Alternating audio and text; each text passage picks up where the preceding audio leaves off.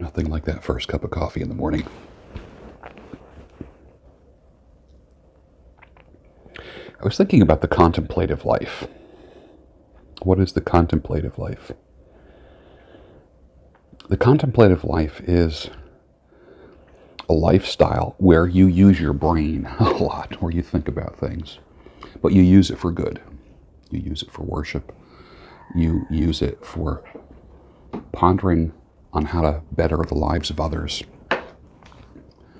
how to relieve suffering, how to best use the resources, conserve the resources that God has put here for you. And in my contemplative life, which started at about, I'm guessing at about maybe 10 or 12 years old, I used to really enjoy being alone. And that was kind of forced in the sense that I remember when every other kid in the neighborhood was playing sports. I wasn't particularly good at sports, which naturally led to me being on the sidelines quite often and not being invited to play. And why go to things where I'm not invited to be part of it? So I started spending a lot of time alone when I was a boy. And I really enjoyed it because it was an alternative to pop culture. And I wasn't really 100% accepted by my peers. I'll never forget sometime in my teenage years, somebody called me Willard. You remember, some of you older folks remember the movie Willard, where there was a guy who befriended rats, and his life was about rats. He would rather spend time with his pets than with people. And I really liked that. It wasn't that I was antisocial. It wasn't that I was Asperger's. It wasn't that I was mentally self-isolating. I was built to have solitude in my life, built to have solitude. I was never in a hurry to fill empty spaces of time, ever, which always made it hard.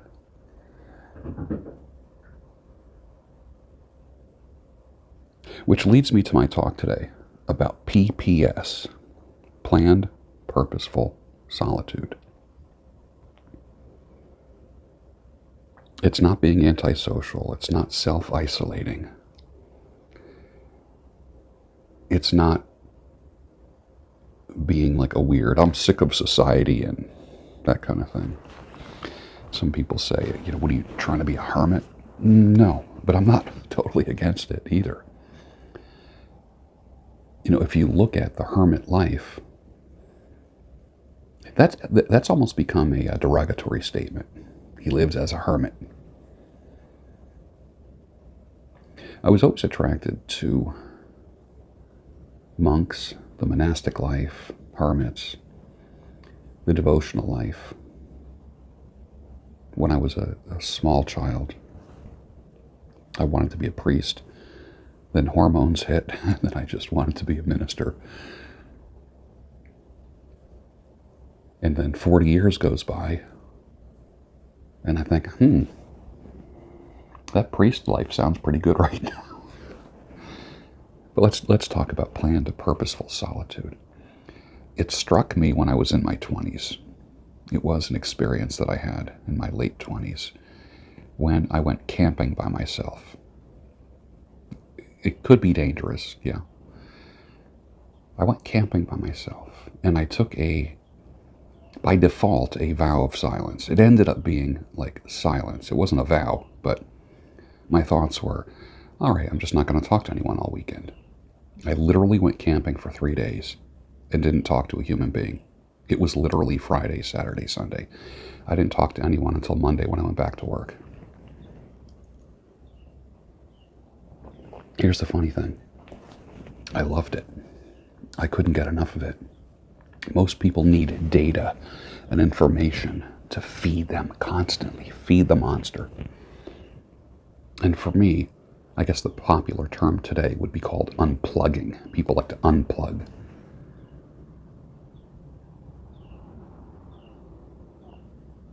And I remember not talking for 3 days. And it was transformative, and I didn't see human beings for 3 days. Literally at the end of 3 days, the overwhelming feeling was not, I can't wait to get back to society. I can't wait to talk to people again. There was grief. There was literally like, I have to go back to society. I have to do people again. This was in my 20s. And that was the first time that I thought to myself, the contemplative devotional life is an option for me. Is it an option for you? The contemplative devotional life, planned, purposeful solitude. A lot of people talk about monk mode as a tool to use. I like monk mode, not the Eastern philosophy version of monk mode, but the true, what I would call a Christian version of it, where it's contemplative and devotional and purposeful, not indulgent. It's not like you're like people who get away from people and get away from society. That's indulging. But I'm talking about being alone for contemplation and devotion, not just unplugging. And then as soon as that's done, plug back into everything again. I've always had women eventually say to me, "You're different than anyone I've ever been around." I said, "How is that?" They go, "I can't quite put my finger on it. You're not into TV. You're not into pop culture. You're just different." And that's attractive at first to many women. But it becomes irritating after a while because I don't want to take part in TV watching and pop culture and who's this and who's that and politics and all. And women are lucky if they last a year or two with me because of that. It's attractive at first. They're taking a break from their normal life to be with me. I've found that most of my life.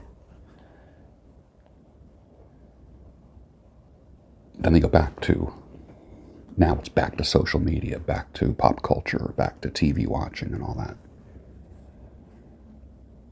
And I haven't changed. I'm still getting up early. I still have a lot of planned, purposeful solitude. And I thought about, if I ever got married again, how's that going to work? I need a woman on this spectrum, this end of the spectrum or this one. A woman who was a pop culture TV watching person who converts, literally, like you convert to a religion, to Christianity, but converts to a life of planned, purposeful solitude, contemplation, and devotion. How can you do that when you're married? And I did get a taste of it, of that when I was married, because I remember purposely having my own time, my own space, and it really worked. But both people have to do it. The other kind of woman I would meet would be someone who already leads a contemplative, devotional life of some type and just wants to merge contemplative, devotional lives. So here I am, got up at 3:40, it's now 5:30. I'm drinking my first cup of coffee right here. Sit where I sit in the morning. Usually the books that I'm reading, I have a couple in the kitchen that I read, and the rest of them are right here. I'm always reading anywhere between 3 and 5 books. always have my notepad here. I'm just constantly taking notes for the Daybreak show, writing down goals, dreams, things about the Daybreak studio, the Daybreak ranch, which this morning,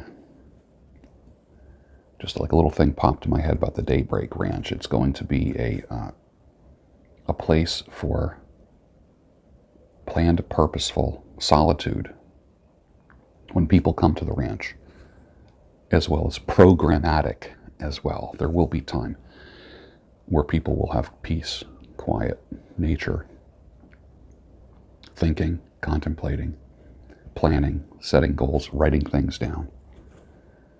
It is not a vacation at all. Coming to the Daybreak Ranch will not be a vacation. It'll be work, mental work, spiritual work. Planned, purposeful solitude. Do you do that? Is that something you're comfortable with? Do you walk in your house and have to put a TV on? When you walk into a room, do you have to put on a radio or a podcast or have noise? Do you have to have background noise? What is the soundtrack to your life? The soundtrack to my life is birds. Birds. And I like running water, a stream, the waves. Nature is kind of like the soundtrack of my life. I'll never forget a friend of mine got a scooter, a motor scooter. I talked him into getting it. And I have always been into motor scooters and motorcycles. And when I stopped having a need for speed, I really enjoyed the scooter life, as in Vespa, like that kind of thing. 30, 40 miles an hour, nothing faster, no highway speeds. And you purposely take the long way around.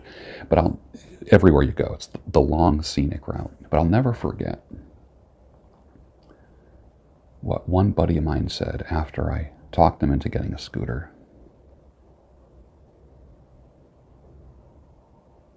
And this is profound. Listen to this.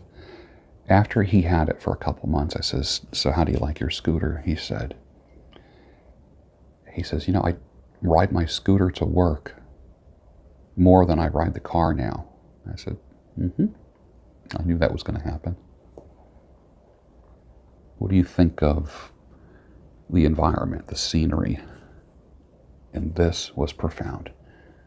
He says, whenever I'm in my car, first thing I do, I start the car and then turn on the radio. I said, yeah, like most Americans. He says, but when I'm on my scooter, nature is my radio. That blew my mind. Nature is my radio. Because they're not going super fast, the engine is not super loud, so you can actually hear birds chirping while you are riding a Vespa type scooter. Nature is my radio. Wow, that was so profound to me. Go back to, what is the soundtrack of your life? Is it talking? Is it traffic?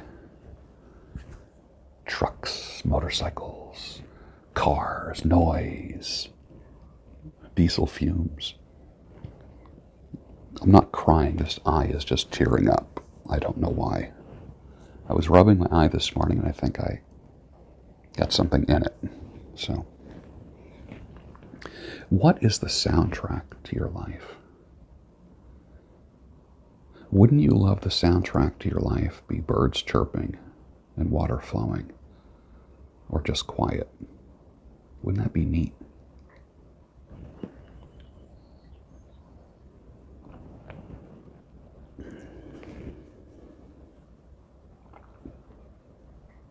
Consider this. If you've been plugged in all these years, if you have been watching TV all these years, if you've been sucked into pop culture, the news cycle, which most people have. I come from a day when there wasn't 24-hour news. It was on twice a day, in the morning and in the evening.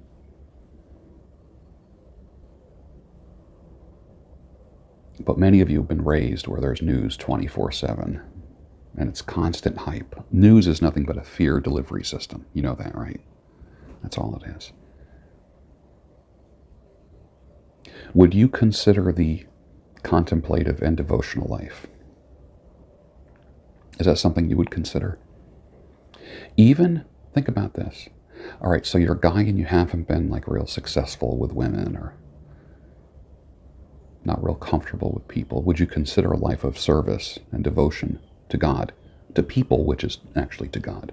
I'm not talking about this self-serving, self-isolation, monkish, weird, narcissistic thing. But I'm talking actually a life of contemplation, devotion, and service to man, which is service to God. Would you consider that? Some of you would say yes, some of you would say hell no.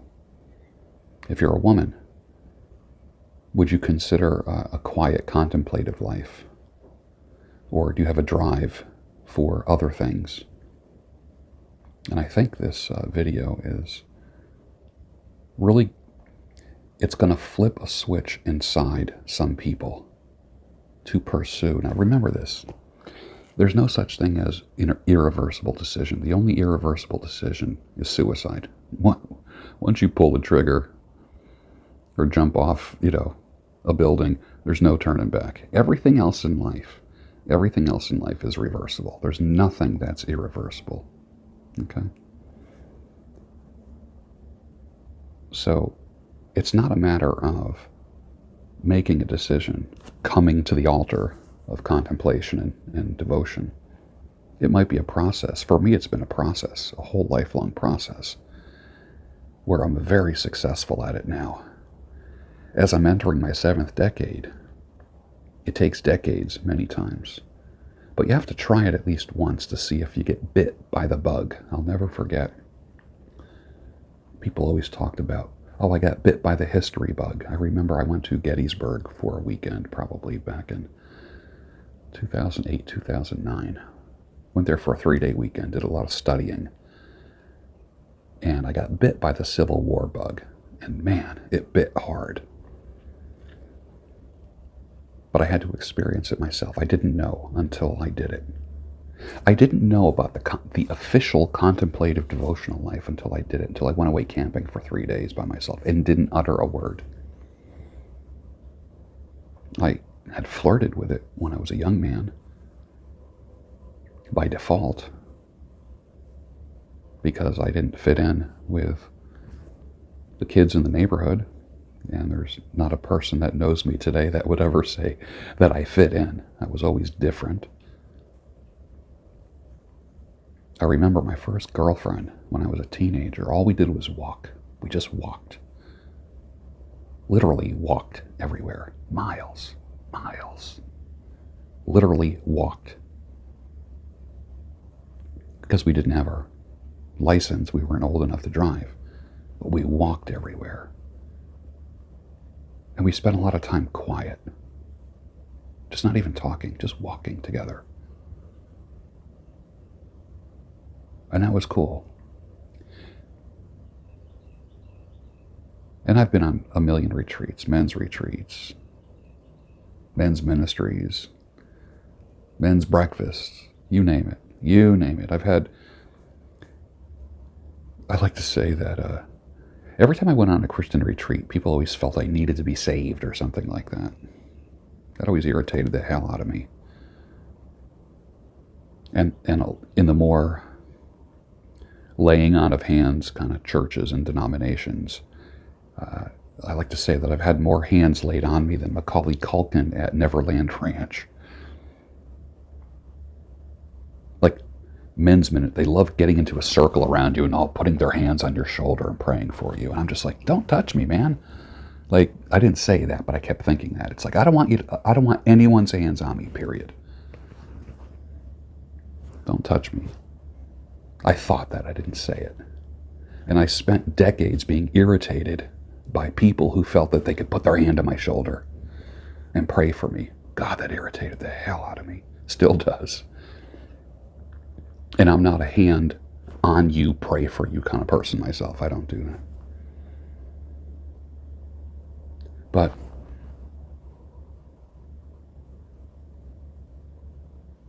The type of thing I'm talking about is the contemplative devotional life that's got nothing to do with a curriculum, a guide, a Bible study guide, a study guide to a certain book that some author wrote. Not talking about any of that stuff.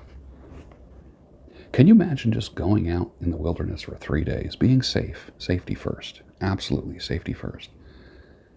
And the soundtrack is birds chirping, the flowing of water, the wind whipping through the trees,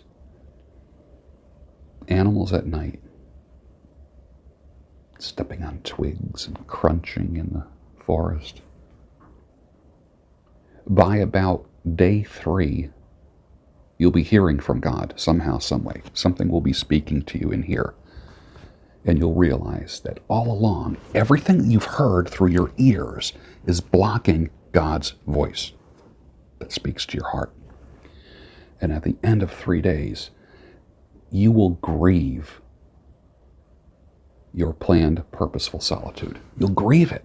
You'll grieve that you're leaving it and going back to society, going back to noise, hearing radios and TVs. Just my thoughts this morning. Some of you will relate. Some of you will be like, what are you smoking? Listen, I'm like this at 4 o'clock in the morning.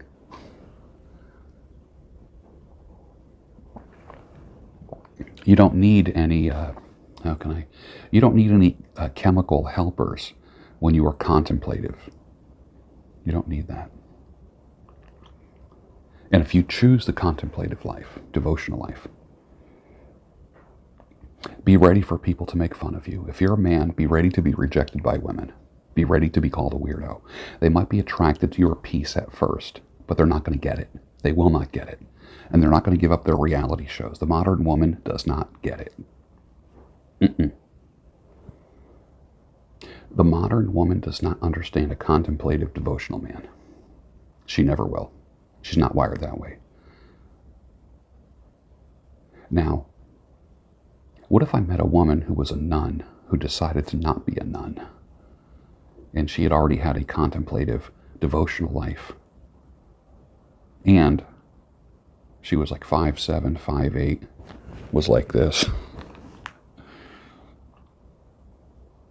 There I go again with all of my qualifications. You know, it's funny. There's the people that say, just picture what you want and go for it, and you'll know it when you see it. And my thoughts are, that's way too much work. I'd rather just live life, and then if I encounter something that is magnificent, that comes in the shape of a woman, it's not of my work. It's God bringing her to me. Men, wouldn't you rather have a woman that God brought to you than you trusting your own sense? Your own... Because you act out of your own insecurities. You do. Let's get real. Not everything you do is deliberate. So much of your action is a result of fear, programming, training. What if God just brought you a woman? Somehow, some way. Ladies, what if you found yourself a contemplative devotional man? Would you think he's a weirdo? Would you think he's someone worth getting to know? Does he have anything to teach you? Or do you want the wealthy man, the popular man, the handsome man?